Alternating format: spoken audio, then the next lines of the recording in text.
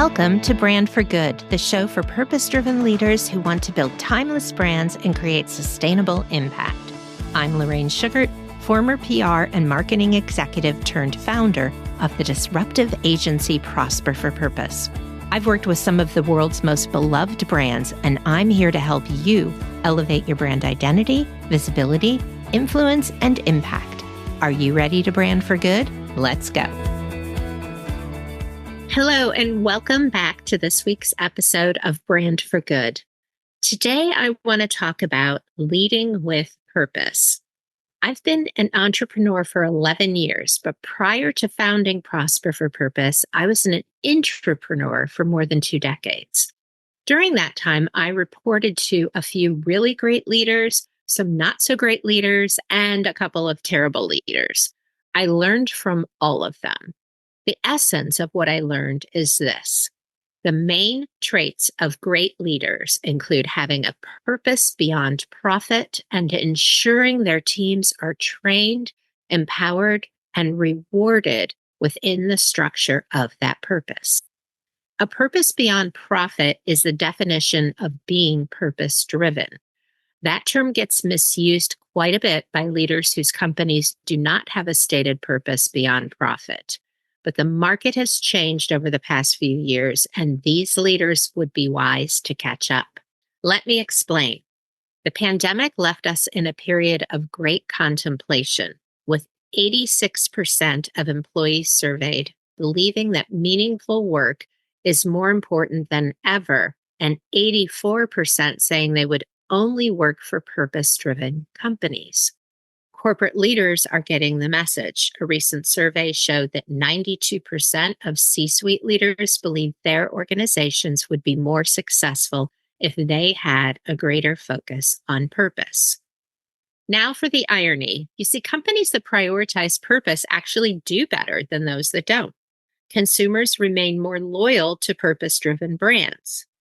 A 2023 study by Deloitte found purpose-driven brands capture more market share and grow on average 3 times faster than their competitors.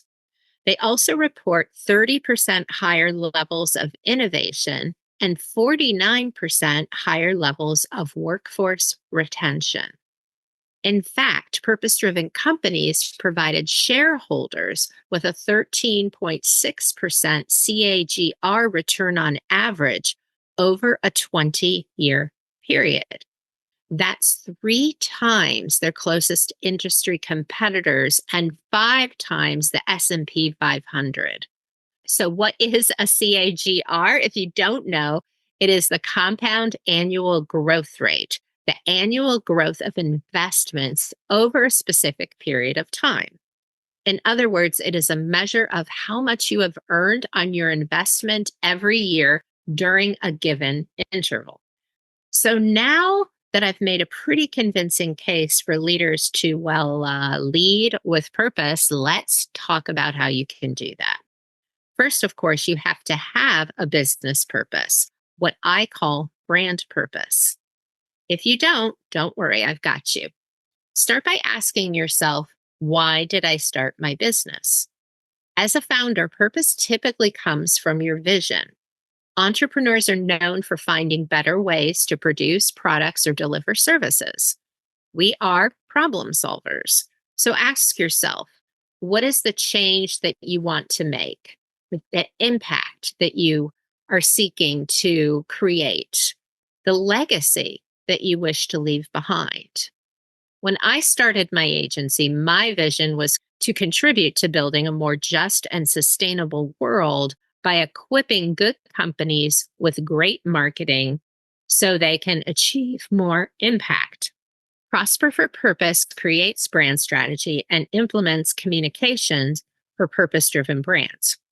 I see us as the bridge that enables our clients to make greater impact by helping them tell their stories so that more people learn about them, buy their products or their services, or even decide to learn more about the impact that they too can make. So you don't have to have a world-changing purpose, just a purpose about the impact that you want to make that goes beyond profit. And then you need to state and implement that purpose. Ideally, your purpose becomes a thread that you pull through every aspect of your business. Your company's purpose statement should be clear, relevant, and compelling. It should become more clear through your company's values, your policies, and how you engage with the members of your team and your business. Now, to lead with purpose, you'll want to create a culture around that purpose. And I will use myself to illustrate what this looks like for me. As a business owner, I believe it is my responsibility to ensure the people I hire share my agency's values and understand how their roles help us achieve our purpose. I also believe it's my job to guide them and to provide the autonomy they need to fulfill their purpose in their work. So, when you use purpose as a differentiator and you state it, you're going to attract people who align with that before they ever come to work with you. They're aligned in theory. Once you hire them and you've vetted them, then they become aligned through practice. They're aligned in theory and come to you to work with you because their purpose can somehow be fulfilled through your purpose. So it's been interesting for me to see this through the people that I have hired at Prosper for Purpose over the 11 years that we've been in business. A lot of them feel like they have a calling to tell good stories that will create positive impact. And a lot of them come from backgrounds where their families were leading businesses and had high purpose and positive give back to their communities. But there's always a kernel of something there that draws them to us that we can then help nurture and expand. So, I also work to ensure members of my team have access to everything they need to do their jobs well and to feel aligned. And so for me, this includes flexible schedules and working from home. I know this doesn't work for everyone, but for our agency, it works really well. So, by doing these things, as well as rewarding people for exceptional work or achievements, I have built a strong culture where people feel appreciated and acknowledged. Your approach to creating a culture of purpose may look completely different, and that's okay, as long as it truly aligns with your purpose and is good rather than just looking good. So, a minute ago, I mentioned that it is my job to guide my team and to provide the autonomy they need to fulfill their purpose in their work. Do your employees currently experience purpose congruence? According to the Harvard Business Review, purpose congruence occurs when employees believe their beliefs and values align with that of their employer without being forced.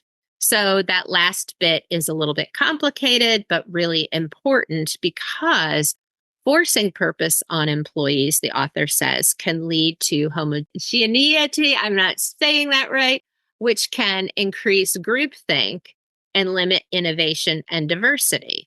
So instead, purpose driven companies want to help employees better personalize purpose into their daily activities to maintain and nurture that sense of autonomy and innovation within their company. Before starting my agency, my career was closely divided between corporate and nonprofit work. Nonprofit employees never have to question their organization's purpose unless a leader is acting out of integrity. In fact, at my favorite organization, we actually used a servant leadership model. So, if you don't know what a servant leadership model it is, basically imagine taking the average org chart and flipping it upside down, where if there's a board of directors, they're actually at the bottom, and their job is to serve the executive director, the president, whose job it is to support the people who report directly to him or her, and so on.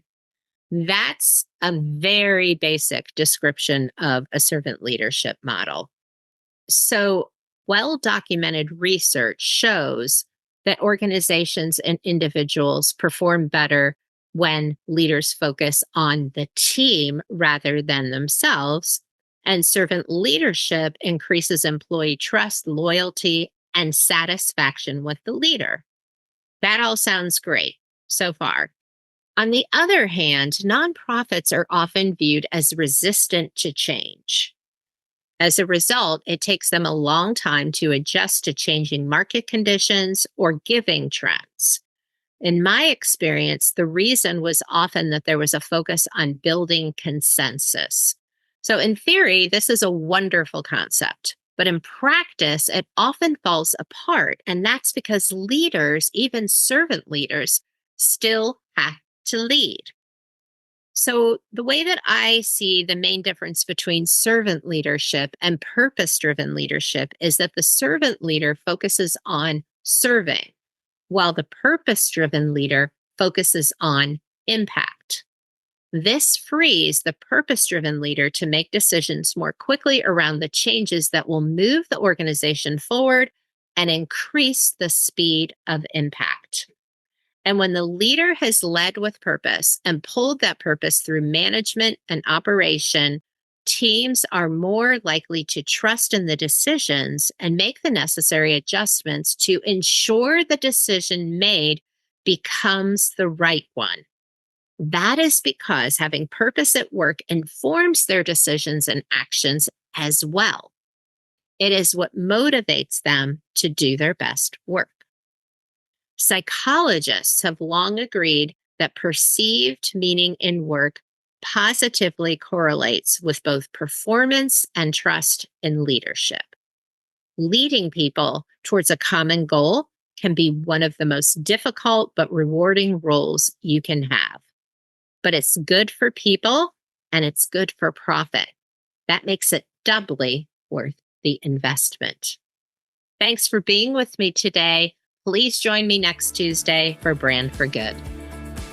Thank you so much for tuning in to the Brand for Good show. If you like what you heard, please hit the subscribe button so you never miss an episode, and leave a review so other purpose-driven leaders can find this valuable content. To learn more about building a brand for good, please visit prosperforpurpose.com for more resources and information on all the ways you can work with us.